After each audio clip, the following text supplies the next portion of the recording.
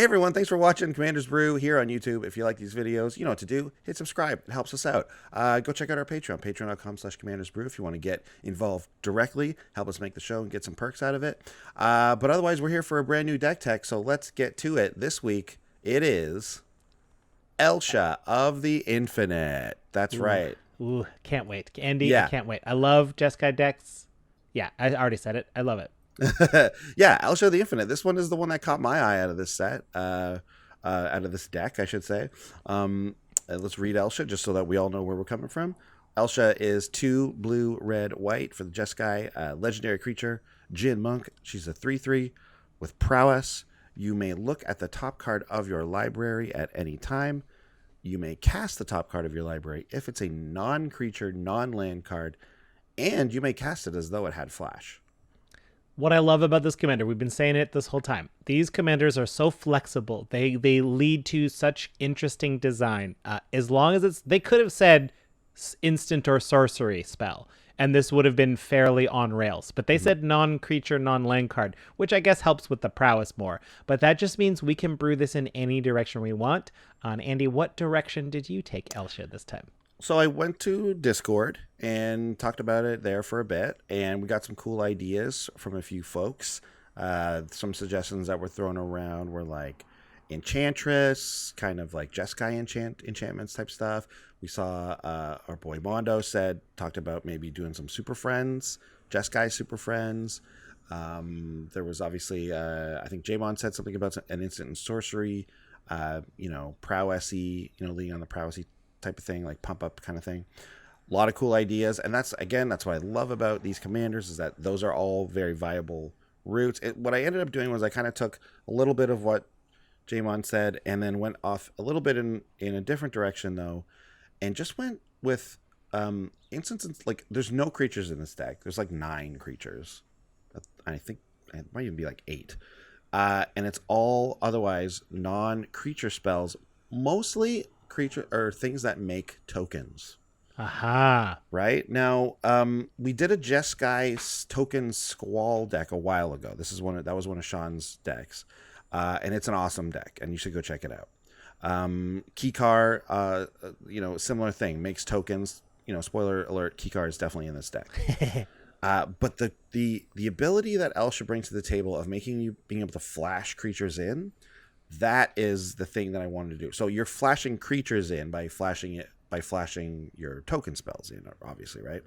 And then you're able to get those token spells back. You're able to play those token spells from the graveyard, all this type of stuff to just make a huge army and then go nuts. So knowing that that's the aim of the deck, let's take a look at the neat moves. Working on a neat move. Okay, so let's talk about the first neat move, which is the first one that jumped into my head when I saw this commander and thought of this idea. Let's just start by taking a look at some of the general token spells we're using here. Sen's Enlistment is one that we're looking at. It's 3 and a white for a sorcery. You put 2 1/1 Kithkin soldier creature tokens on the battlefield, and it has Retrace. So, which means you can discard a land card from and then recast it from your graveyard, right? So Sen's Enlistment, pretty cool. We get some added usage down the line if we want it. And of course, with Elsha, we can cast this at instant speed, which is nice. Similar card, a little bit bigger in scope, is Conqueror's Pledge.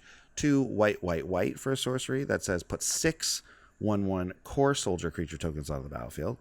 It has Kicker 6, and if you kicked it, so if you paid 11 for it, you put 12 of those tokens out. So you double it up. So a little more value with Conqueror's Pledge. A little harder to cast, of course. A little bit. But also we don't get that retraceability. But both of them perfectly good, perfectly nice. With Elsha again, we're able to do these things at instant speed. And if you pair that up with Afara, God of the Polis, 2 white-blue for the legendary enchantment creature god. She's a 6/5 with indestructible. She has the devotion tax, which means if you have 7 white or blue pips on your battlefield, she becomes a creature. It's very unlikely you will ever have a Afara be a creature in this deck. We just don't have that much stuff that sits on the battlefield with pips. There are some things, but we got the odd enchantment and planeswalker and stuff. At the beginning of each upkeep, though, if you had another creature enter the battlefield under your control last turn, draw a card. So this is a nice source of card draw for us because we can flash in tokens very easily, and we can do it on our opponent's turns, so that'll make us draw cards on the next upkeep. Afar is a great card, great commander too if you just want to get into a cool Azorius deck. But she does a lot of work in this deck with these tokens. I love Ifara, because we're gonna get to this, but Ifara, if you can make those, because we're gonna be able to make tokens with instants and sorceries anyway. Mm-hmm. So even if that, but I do want to mention that the way these gods work by rules, these enchantment creatures, they are enchantments and creatures everywhere except the battlefield. In the battlefield, they might only be enchantments, but it does count as a creature on the top of your library. So yes, you cannot flash it in with Elsha. Exactly. Yeah. However, if we have Kikar Wind's Fury, we recently did a deck list on this. This is the Jeskai commander from the same set. It's a flying 3/3, and whenever you cast a non-creature spell, you get a 1/1 spirit that you can sack for red mana. So anytime we cast a spell with Ifara out, that's a way, even if it has to be from our hand. If we can't do that from the deck, still works. We've got Finale of Glory in here. This is the War of the Spark Mythic, the X white that creates 2/2 soldiers for every mana you put into X, and if X is 10 or more, you in addition to all those soldiers, you create X 4/4 white angel creature tokens with flying and vigilance. That's a lot of tokens. Yeah. Right, I mean, we talked how the core, what was it, the Conqueror's Pledge was a lot of mana. Finale of Glory is the same amount of mana, but you get way more for it. It's 12. Yeah. It's 12 to get that much. So yeah. I'll save up that last one. And of course, Stormherd, similarly, 8 white, sorcery, put X Pegasus, where X is your life total. X 1/1 flying white Pegasus creature tokens. So these are some big expensive spells. Yeah, very but expensive. But if you can get to them, whoo, baby. Well, that's the thing, right? Kikar really helps us out. So yeah, these spells are late game spells, obviously. But Kikar, if we're casting our smaller non-creature spells, especially our ramp, our mana rocks and all that sort of thing, we're going to be getting spirits off of those. And all you need in the deck is 4 or 5 spirits. Combine that with the odd mana rock, 1 or 2 mana rocks, plus the lands you're going to be playing. And by turn 6 or 7 sometimes, maybe turn 5, you can fire off a Stormherd. I've had it happen in the test games. You can fire off a Finale of Glory for X equals 10. And that's difficult for your opponents to come back from. Well, and everyone says those things are tough because they're sorcery speed and your opponents have a full turn to react to it. But if one of these is sitting on the top of your deck, you're just I'm going to Finale of Glory for 10 and I'm going to untap with all them angels. That's and right. Soldiers. That is right.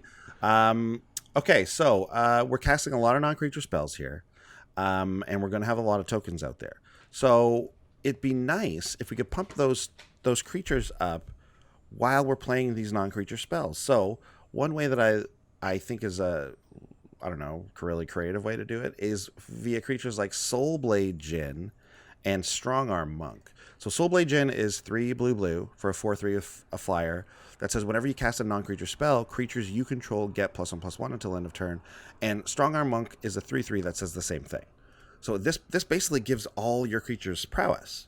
Yeah. So you can again sandbag some of those smaller non-creature spells in your hand for your turn, right? Use the token makers to make things off the top of your library if you can, and then when you get your board of between 6, 7, 8, 9 tokens, drop 2 or 3 spells in your turn, and all of a sudden you're attacking with a massive army because of either Strongarm Monk or Soulblade Djinn or Jeskai Ascendancy, which is kind of the better version of everything because you get to loot while you're doing it with Jeskai Ascendancy. Oh my god. I'll read Jeskai Ascendancy just because it's kind of a complicated card. Blue, red, white for the enchantment that says whenever you cast a non-creature spell, creatures you control get +1/+1 and until end of turn, and you untap those creatures.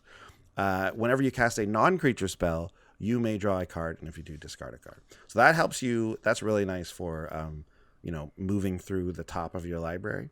Oh my God. Yeah. If it's a land on top, cast a card from your hand, draw that land, discard that land, and now maybe you got a non-creature on the top that you can cast for flash. And I can leave that up there for the rest of the turn. Yeah, exactly. I love this deck. We're not even done. I love Jeskai decks. There's something about it. I think spoiler alert. So I have a Mael the Anima deck, which is very close to my heart. I love it very much. I've had it for a long time. I think because of this new commander set, I think I might be taking the top of the library manipulation cards from that deck, building this deck, and taking the big creatures and putting them into the egg Atla Palani. Oh, yeah, that's how it goes. That's the evolution of decks. Yeah. Anyways, that deck went through mitosis and became mitosis, two new. That's right. Became two different decks. Yeah, all the DNA just separates, or the chromosomes. I don't remember. Yeah, there's some splitting going on. Sure. Yeah, it looks like a bunch of letter X's, and then the letter X's kind of split into little C's, and then they grow new X's. Yeah, they grow little greater thans and less thans. Yeah, that's chromosomes, right? Yeah. Yeah. Okay, greit. Cool. I want to talk about there's your grade 12 biology lesson mixed in with your episode of Commander's Brew for this week. Yeah. The mitochondria is the powerhouse of the cell. I want to get you talking. I want to talk about some of the other cards we have of ways of making extra tokens. Goblin Slide is an enchantment. LSV famously drafted this card and made it good when no one else thought it was possible. Yeah. But it's 2 and a red for an enchantment, and whenever you cast a non-creature spell, you have the opportunity to pay an extra colorless, an extra generic, and if you do, you get a 1/1 goblin with haste to pop out. Think about how this works with Keycar. Oh, Keycar gives you the spirit, and the spirit is the one that you pay. You can sack that spirit right away to trade it in for a goblin if you wish. If you had something, I mean, there isn't really anything, but in this particular deck, but just outside of this deck, you could get something going. I feel like you could get something going with Keycar and Goblin Slide and something that cares about things dying and dealing damage, maybe Impact Tremors or something. Yeah, well, I mean, it is notable that the spirits you create on your turn don't have haste, so you can swap those in for 1/1s with haste if the opportunity, if that makes sense to you. Yeah, there's something going on there. Anyways, I just thought that might be interesting. Anyways. Cool. We got Skywise Teaching, 3 and a blue. It's another enchantment, and whenever you cast a non-creature spell, I love non-creatures. I love that they are getting away from instants and sorceries and opening that up. Yeah. So now we have to pay a little bit more. We can pay 1 and a blue, but this time we get a 2/2 blue Jin Monk creature token with flying. Those complicated. Add up.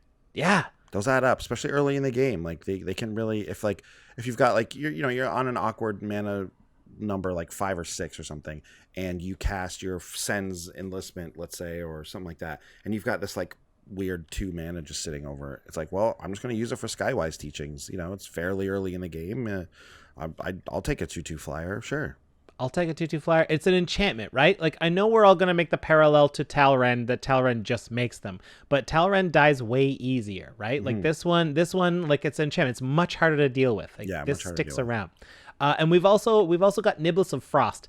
This one is kind of mean. It's 2 blue for a 3/3 flying spirit, and it has prowess. So this flying 2/3/3 is already getting bigger as you're doing stuff. But whenever you cast an instant or sorcery, this one is a little different. This one doesn't say non-creature. This one specifically says instants and sorceries. You get to tap a creature an opponent controls, and it freezes it. It doesn't untap during its next untap step. That is way stronger than you think on paper in a game of Commander. Because if someone has 2 big blocker type of creatures and you just tap those for a full rotation and another full rotation, that's shields down. The players can have a field day on them. Think about it, someone with an indestructible big huge monster, a Blightsteel or something. Or am I just a giant, what is that, a motorcycle? Yeah, just a huge motorcycle the size of a house driving by. I know. But something that's indestructible, otherwise tough to deal with. Niblis of Frost, and you just cast just a make a token spell that locks it down for a turn, and you can just keep locking it down. You can lock down several things on one battlefield, like if you're trying to get through. It's an underrated ability. I agree with you. I think it's actually really good. There's another enchantment in the kind of I can't remember what it is. It's in like in the Fate Reforged Khans of Tarkir realm, kind of like Goblin Slide and Skywise Teachings, where it does the same thing. You have to pay an extra like 1 or 2 to make it happen, to freeze something. But Niblis of Frost, like there's enough instants and sorceries in the deck that this is just going to be I think a bit better. Yeah. Especially when you add on to the fact that this is a creature that also has prowess, so it's going to get bigger as we're casting things. So yeah, I think any it's flyers. worth it. You can tap down any opposing flyers with this, and then just fly through with your 5/5 or 6/6. That adds up. I love tapping things on my opponent's pre-combat step, so they don't get to attack with them, and they don't untap with them. It feels like it's down for 3 turns when you do it that time. It's true. Yeah, it's true. Cool. Yeah, so very useful card there. What's this stuff? Oh, okay. This is a cool little interaction. This is a neat card. It's kind of an experiment in the deck, right? Like this isn't a Stone Cold Bomb or anything like that, but I think it might be worth it in decks like this. So we have Interpret the Signs, which is a 6 mana sorcery. So 5 and a blue for a sorcery that says scry 3, then reveal the top card of your library. Draw cards equal to that card's converted mana cost. Ooh.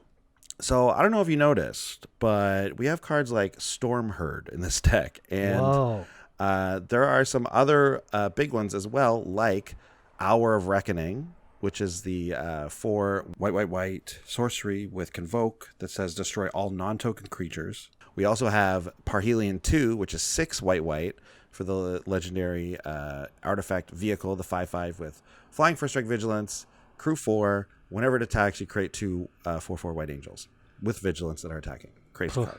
Yeah. Crazy card. So this is like an 8 mana card, a 7 mana card. Storm Herd's like what, a 10 mana card? So Interpret the Signs, again, you can look at the top card with Elsha at any time. So if you have Interpret the Signs in your hand, you can see if that top card is going to be a draw 8 or a draw 10. Yeah. Right? Like you can see that and you can cast it accordingly. Now, it's a sorcery that you have to cast on your turn if it's from your hand. So, maybe not the greatest, agreed. But, like, if you're drawing between 7 and 10 cards off of it, and there are some other, there's a couple 6 drops, 7 drops, 8 drops, couple. I mean, if you hit one of them, that's going to be great. And then also you just have the, like, thing of, well, it's on top of my library, it costs 6. I'll do it, on an end step, scry 3. So you still get to look at that first 3 cards. You still get to pick the highest CMC and put it up there. So it still helps you smooth out the draws. You're still going to draw some cards off of it. I think it's worth trying out. I think it's worth a look in this deck. Yeah, I mean, these 6 mana draw spells of various types always hurt when they're sorcery speed because it feels like you take your whole turn. But in this deck, I think they'd get a bump because... yeah, the possibility of casting off the top as an instant. If this was an instant, I'd run this in a lot of decks. So yeah. So I'm interested to see and to get this deck together and maybe try it out because it could be worth it. I mean, this card's 15 cents, so you're not hurting the bank by picking one up and tossing it in your deck and trying it out. No. Okay, so let's talk about a little card called Hate Mirage. This is in the new set. Hate Mirage! I hate Mirages so much.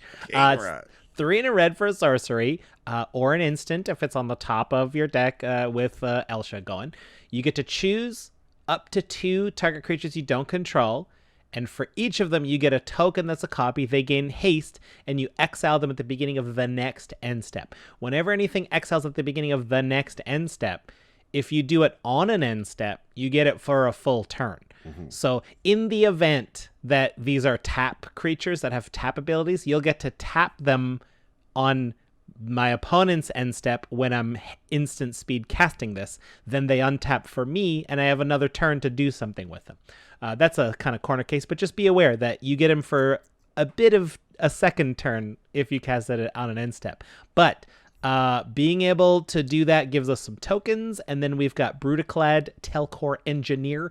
This is the old commander from the last year's set. It's for 6 mana, 4 blue red. All your tokens have haste. It's a 4/4. That right there is good enough. Like, give your tokens haste, I'll take it. It is But at the beginning of combat, you make a 2/1 blue mirror artifact creature token, and then you choose another token, maybe one of those Hate Mirage tokens. And if you do, all of your tokens become a copy of that very token that you chose. So I'm gonna guess that you chose something wicked brutal, and then Brutaclad Oh, makes... I don't know. I'll choose your Grave Titan. You know. Yeah. I'll choose whatever. Right. You can just choose any of your opponent's good stuff. You get 2 of them. Choose up to 2 target creatures, so you get 2 tokens off of it.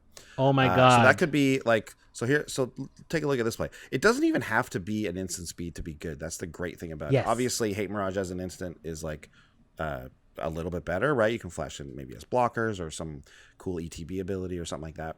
But let's say, forget about Elsha just for a second.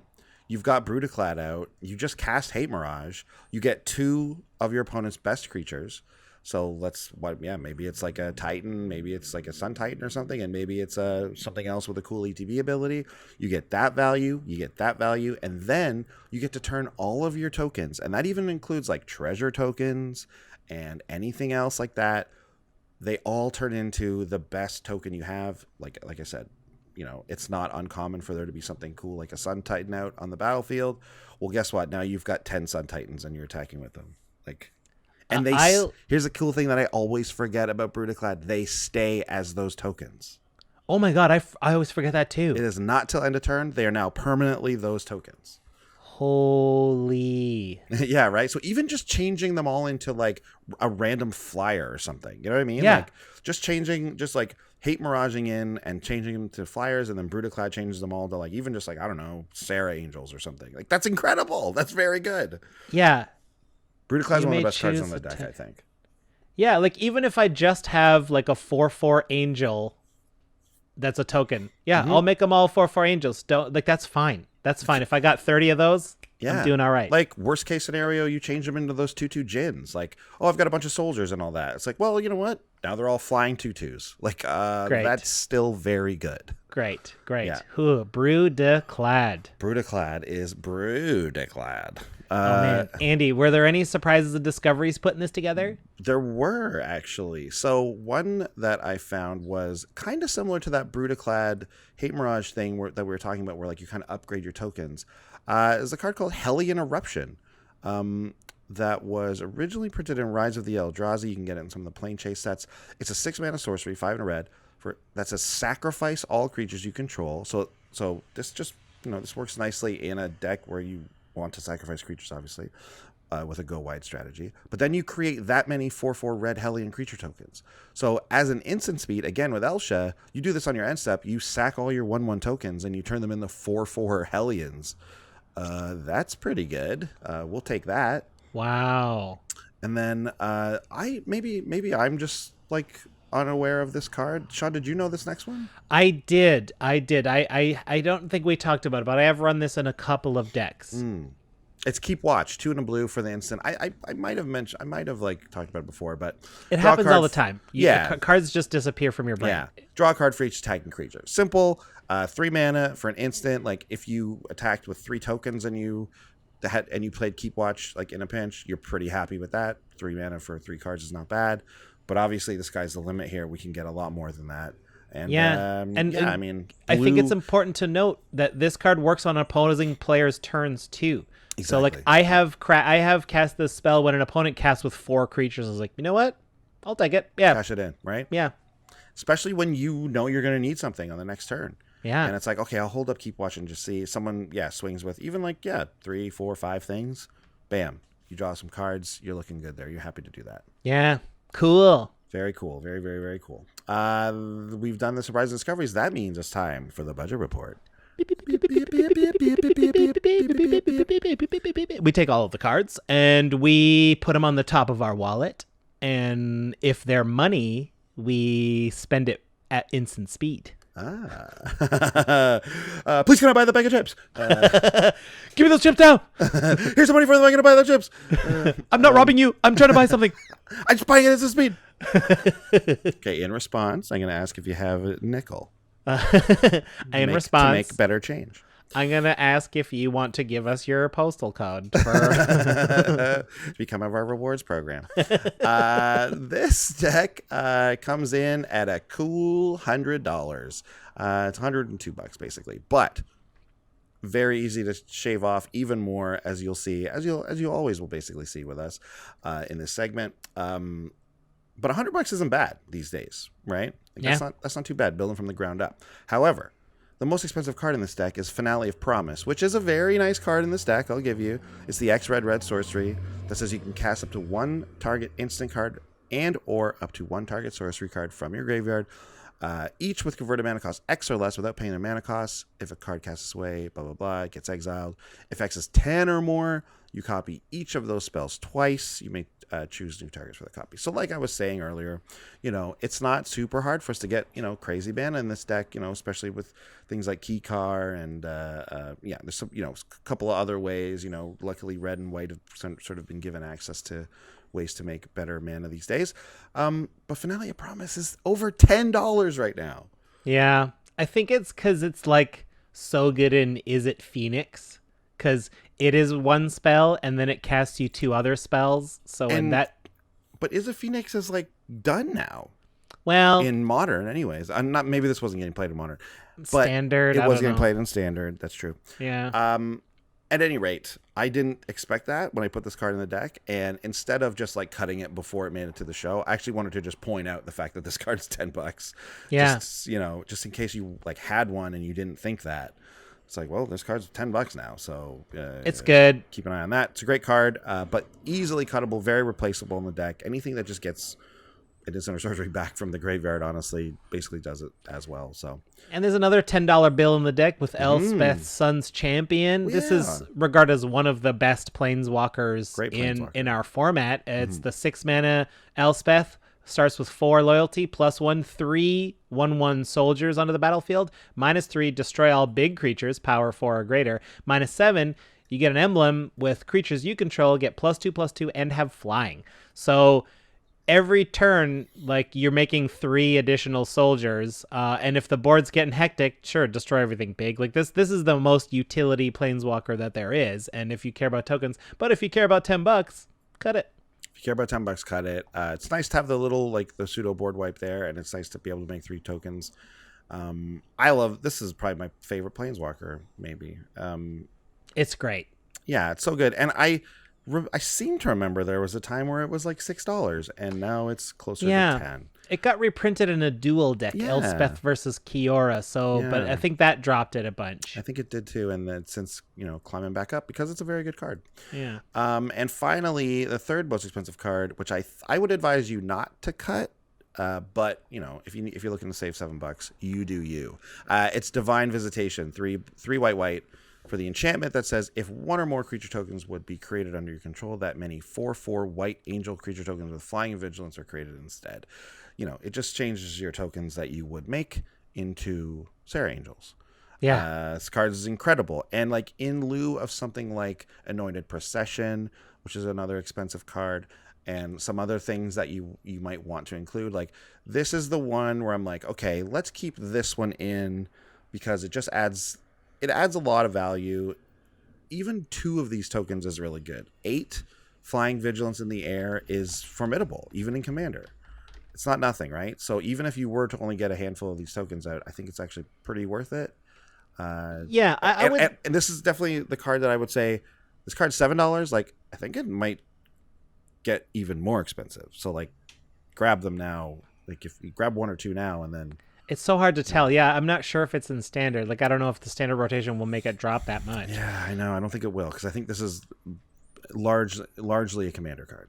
I mean, I also, like, and so, like, in the realm of, like, enchantments that help your tokens, if you want to save a few bucks, you could trade this in for a Cathar's Crusade for similar effect. I mean, they don't become angels, but, like, they become very big the more tokens you make. And if you're making, like, 10 tokens at a time, that's I'd say just as good. Right? If you're That's doing true. that. You know what? That is a good point, Sean. Because But Cathar's Crusade's up to $5 now, right? I was gonna say, how much is Cathar's Crusade? You're saving a couple bucks. Maybe you probably already have a Cathar's Crusade over Divine Visitation because Divine Visitation's way newer. So like maybe you don't own one of those yet. I don't know. Like if you're really thinking budget, I mean, that's the way. It's at a few reprints. You can find it for as low as $3 to $4. It seems like. Yeah, I bet you got a deck save with some one of money those there, and it's pretty similar. So yeah, you could do that for sure. I agree. So yeah, you slice those out. That's almost $30 out of the budget right there. And yeah, if you own a few of these cards already, if you own an Elsha, or if you already bought this deck, for example, that's going to help you with the budget of this. You're talking just upgrades at that point, and I think you can make this deck for pretty cheap. Yeah. And it's a competitive one, I think. Let's talk about our favorite cards. I mentioned this one in the opener, in the spiel, if you're listening to the audio show. But Melek Izzet Paragon is back for blue-red for the legendary Weird Wizard. He's a weirdo. He's a 2/4. So it says play with the top card of your library revealed. So that's a downside. You may cast the top card of your library if it's an instant or sorcery card. And whenever you cast an instant or sorcery spell from your library, copy it. You may choose new targets for the copy. So what Melek really does in this deck is he doubles up your token spells off the top of your library, because almost all of the token spells are instants or sorceries. And what I wanted to do was, I wanted to, of course, include a card like Anointed Procession, which doubles our tokens. But I wanted to save budget. Like, yeah, you can include it in here, and it's an extra, whatever it is, $10 or $12 or something like that. I'll look it up. It's a worthy card in these decks, obviously. But here's like a kind of a cheap way to do it anyways. If you get it off the top of your library, Melek's going to double them as it is, right? And if this deck is all about manipulating that top card and making it so that there's a token spell there, I mean, it does a very good impression. And I found that it did a very good impression of an Anointed Procession, oddly enough. So here's a 50-cent sort of pseudo version of, doubling season kind of for Jeskai. Anointed Procession is up to $16. Yeah. Wow. Man. Yeah. That's a lot. That's $16 is a lot. I bought those cards when they were $4, and I was like, "Ooh, is this too much?" Nope. No, you bought 4 for the price of 1. Yeah, I did. I bought like 5 or 6 of them too. Lucky. Just because they're gonna be good. Anyways. I know that one's obvious. Yeah, very obvious. So yeah, Melek does a decent impression, and I'd urge you to, if you're building a deck like this, try it out. He also does like kind of a pseudo Elsha impression. If you don't have Elsha out, because you can still cast that top card of your library, and if it's an instant, you get to do it, at flash. Anyways, man, those two in tandem. If it's an artifact, Elsha casts it. If it's an instant, Melek. I mean, it doesn't matter who casts it, but Melek is like, I'm gonna double it. The thing is like with them both, you get the sorceries at instant speed, and Melek doubles it. Oh, yeah. So they're good in pair. Yeah, like that would have put Melek over the top. Let you keep the top of your library secret and let you cast anything at instant speed. Then Melek is like legit. But they were too shy with printing his power. Or just make him not a 6-mana commander, right? 5. Make him cost 5. Even make him cost like 4. Anyways. My favorite card of the deck is an enchantment. It's 3 blue. It's Patient Rebuilding. We talked about Kumena's Awakening before, which was the Ascend enchantment for 4, that if you have City's Blessing, you draw 2 cards on your upkeep. So it's basically a one-sided way to get extra cards. Patient Rebuilding, for an additional mana, says at the beginning of your upkeep, target opponent puts 3 cards from their library into the graveyard, and then you draw a card for each land card put into the graveyard that way. You're probably going to get, at minimum, statistically, you're going to get the occasional time where you don't get any extra cards, but you're going to make up for it because there's going to be turns where you get 3 cards during your upkeep, or during your upkeep plus draw. Maybe you get 2, 4 sometimes. This card for 1 extra mana draws you so many extra cards if they don't deal with it. I love this card. Yeah, and you want to pick the green player with a bunch of lands, obviously. Yeah. And I included this card because, yeah, it's a form of card draw. It's not 100% reliable card draw, which is, I think, the knock on it, especially since, there are graveyard decks that don't mind the effect.